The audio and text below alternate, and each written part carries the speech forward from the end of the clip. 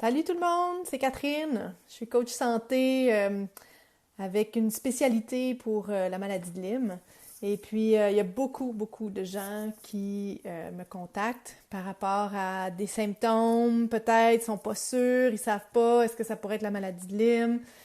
J'ai consulté plein de médecins, il n'y a pas personne qui a des réponses pour moi, je fais plein de tests, il n'y a rien qui sort concluant, on essaie des traitements, il n'y a rien qui fonctionne, et ma santé continue de se détériorer, donc c'est quoi mes prochaines étapes? Euh, je comprends ça parce que c'est pas évident d'être dans ce tourbillon-là, surtout au début, quand on ne sait pas qu'est-ce qui se passe avec notre santé. Alors, je voulais juste vous refaire un petit topo là, de qu'est-ce qui pourrait indiquer que c'est la maladie de Lyme. Donc, premièrement, si vous êtes fait piquer par une tique, un petit insecte, et que vous avez développé l'érythème migrans, donc la rougeur en forme de cible, il n'y a pas vraiment de doute que c'est la maladie de Lyme. Puis on a des guidelines, il y a des guidelines de traitement au niveau de... Allô Lise, je suis contente de te voir. Donc il y a des traitements, il y a des guidelines au Québec pour traiter la maladie de Lyme aiguë, c'est juste que vous devez consulter rapidement si c'est le cas. Hein, parce que la fenêtre de traitement, maintenant, avec les pharmaciens, on peut aller consulter puis avoir un traitement, mais c'est en dedans de 72 heures de la piqûre de tique. OK?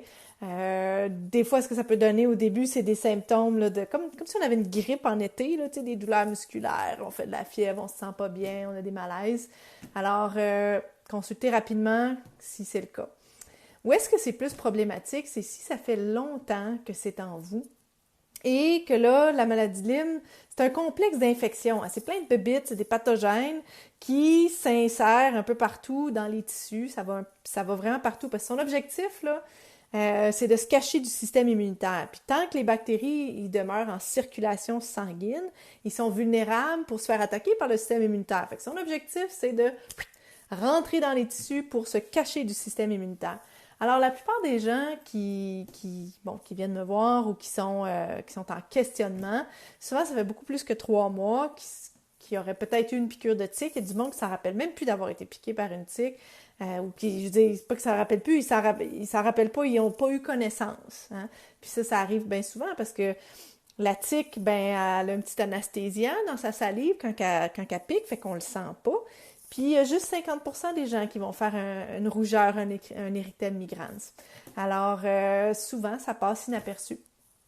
Et ce qui arrive, c'est qu'au fil des années, ou au fil des semaines, des mois ou des années, il y a des symptômes qui se rajoutent. Alors, j'aime bien caractériser les signes et symptômes en 3 catégories des 3 pathogènes les plus fréquents. Donc, avec la maladie de Lyme, le pathogène le plus fréquent, c'est Borrelia. Borrelia burgdorferi, c'est un spirochète. Il y en a plusieurs souches. Il y a à peu près 300 souches dans le monde de Borrelia. On en a plusieurs là, en Amérique du Nord, surtout dans le nord-est américain. À peu près 90-95% des gens vont venir avec 2 co-infections qui sont Babesia et Bartonella. Alors, ces choses-là vont donner des symptômes différents. Puis c'est pas parce que c'est pas les bébites qui donnent les symptômes, mais c'est l'activité du système immunitaire qui indique en fait sur quoi il est occupé. Donc, si le système immunitaire est occupé sur Babesia, il va donner des symptômes comme par exemple de la difficulté à se concentrer, on cherche les mots, des suées, des grosses suées, là, comme si on était en ménopause, mais comme fois 1000. Là. Donc, si vous êtes un homme, c'est pas normal. Des palpitations, des palpitations cardiaques. Babesia, bon, va causer de la fatigue, mais en fait, tout le monde cause de la fatigue. Là. Borrelia, Babesia, Bartonella, ça cause toute de la fatigue. Euh, euh, mais ça va être vraiment ça, là. C'est au niveau de la concentration, puis chercher les mots. Chercher les mots, c'est beaucoup Babesia qui donne ça. Peut amener dans des états de dépression ou d'anxiété. Peut donner des mal de tête un peu bizarres, ou est-ce que des fois, il y en a qui disent, j'ai comme des courants électriques qui me passent de bord en bord. Je sais pas c'est quoi, donc ça se peut que ça soit Babesia qui donne ça. Euh, Bartonella, c'est la principale bactérie qui va causer des douleurs migrantes dans les muscles, dans les articulations. Une journée, c'est l'épaule, une journée, c'est le genou, une autre journée, c'est le cou. Bartonella va donner des craquements puis des douleurs, des raideurs dans la nuque aussi.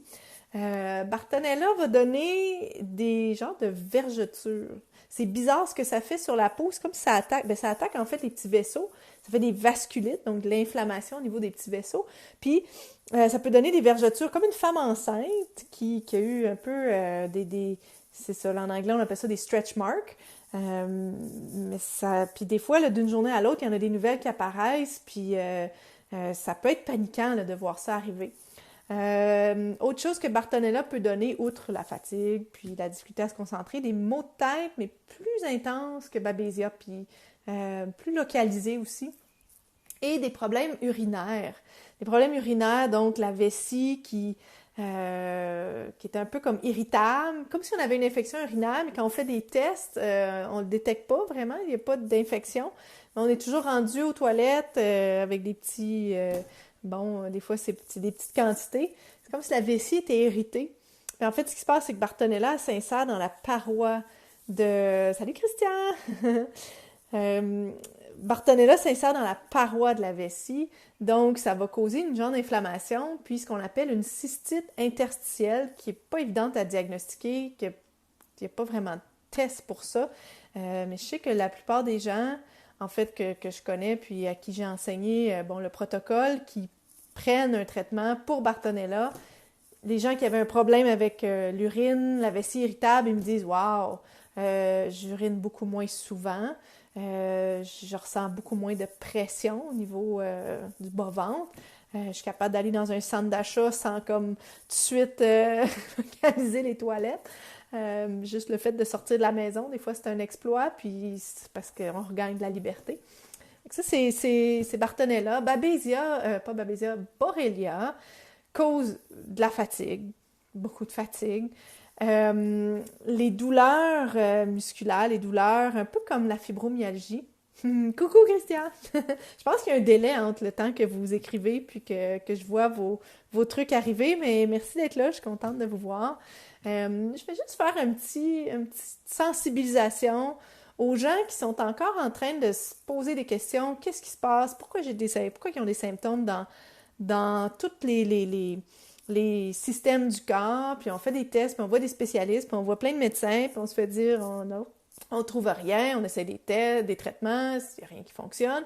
Puis, ben, souvent les gens, ils se font dire, ben, c'est dans votre tête, vous êtes peut-être trop stressé. Je sais que moi, c'est ça qui m'est arrivé, ma médecin qui a dit, t'es peut-être un peu trop stressée, Catherine. J'ai dit, non. Moi, il y a quelque chose qui me gruge par en dedans, et puis... avec ou sans les services médicaux, je vais trouver c'est quoi, puis ben ça a été sans les services médicaux. Enfin, donc Borrelia burgdorferi cause de la fatigue, difficulté à se concentrer, des maux de tête, peut causer des spasmes, des étourdissements, de la difficulté avec la coordination, avec l'équilibre, peut causer des engourdissements aussi. Borrelia a de l'affinité pour trois grands systèmes. Le système nerveux central, donc tout ce qui est, c'est ça, étourdissement, vertige, engourdissement, manque d'équilibre, manque de coordination. Souvent, c'est Borrelia qui fait ça parce que ça pénètre la barrière hémato-encéphalique, ça se rend dans le cerveau. C'est un spiroquète, Borrelia, hein? C'est comme un tire-bouchon, fait que ça drille dans les tissus, ça rend tout ce que ça veut, malheureusement. Fait que le système nerveux central, le système gastro-intestinal, donc souvent les gens vont avoir des difficultés à digérer, des choses qu'ils mangeaient avant puis qu'il n'y avait pas de problème, puis que là, d'un coup, ça fait plus, ça peut donner des gastrites, de la nausée, des reflux, de l'inconfort, des ballonnements. Le soir, on est ballonné comme si on était enceinte de 6 mois ou enceint de 6 mois. Et l'autre système, c'est le système vasculaire, donc tous les vaisseaux sanguins, la circulation. Borrelia s'installe en fait en biofilms, comme des forteresses. Ils se font une genre de membrane de mucus là, autour de tous ces micro-organismes-là. Puis, ils sont indétectables par le système immunitaire. Et puis, les antibiotiques ou les antimicrobiens n'ont pas vraiment accès parce qu'ils sont dans une forteresse. Donc, ça fait partie là, d'un protocole, c'est d'ouvrir ces forteresses-là, d'ouvrir les biofilms pour exposer les spiroquettes qui vont se faire tuer éventuellement. Alors, ce que j'entends beaucoup, c'est que pour les gens là, qui sont en recherche, qui se disent, ben là, peut-être c'est la maladie de Lyme, je me suis fait donner, tu sais, beaucoup de gens qui se sont fait donner des diagnostics de fibromyalgie, d'arthrite, il y en a qui ont eu des diagnostics de sclérose en plaques, puis finalement, en traitant la maladie de Lyme, les choses se sont beaucoup, beaucoup, beaucoup améliorées. Et puis là, ben, on en vient un peu perdu par rapport à, OK, ce que j'entends dans le système de santé, puis ce que je lis, puis ce que les spécialistes me disent, ça se contredit, là, tout ça. Donc, qu'est-ce qu'on fait avec tout ça? Je vous dirais que la place où commencer, c'est de remplir le questionnaire du docteur Horowitz, Horowitz, Richard Horowitz, qui est une sommité aux États-Unis. Il a fait un questionnaire avec toutes les comorbidités, avec tous les signes et symptômes. Et ce questionnaire-là est plus valide que n'importe quelle prise de sang qu'on pourrait faire. Parce que la prise de sang qu'on a au Québec, au Canada, c'est un ELISA, c'est une sérologie. Ça mesure indirectement l'activité du système immunitaire contre l'antigène de la bactérie. Mais le problème avec ça, c'est que ça prend un système immunitaire qui est quasiment intact pour monter une réaction immunitaire assez élevée pour atteindre le seuil de positivité du test. Et la sensibilité n'est pas énorme pour ce test-là. Okay? Fait que la sensibilité initiale, c'est peut-être 64%. Fait qu'on voit qu'on perd un grand pourcentage de gens là, qui ne sont pas détectés. Puis ensuite, si ce test-là est positif, c'est envoyé, pour ce qui est du Québec, là, c'est envoyé au Laboratoire national de microbiologie à Winnipeg, qui, eux, vont refaire une sérologie, ELISA, avant d'aller faire le test Western Blot, le transfert Western, qui est le test un peu plus spécifique qu'on veut. Donc, Winnipeg vont tester avec leur sérologie, puis si celle-là est positive, là, ils vont faire le transfert Western. Le problème, c'est que dans leur sérologie, ils ne testent qu'une seule souche de Borrelia, alors qu'il en existe 300 dans le monde. Par exemple, moi, j'avais 2 ELISA positifs à 2 mois d'intervalle. Le premier, mes anticorps étaient double de la normale. Puis le deuxième, ça avait encore doublé par rapport au premier test.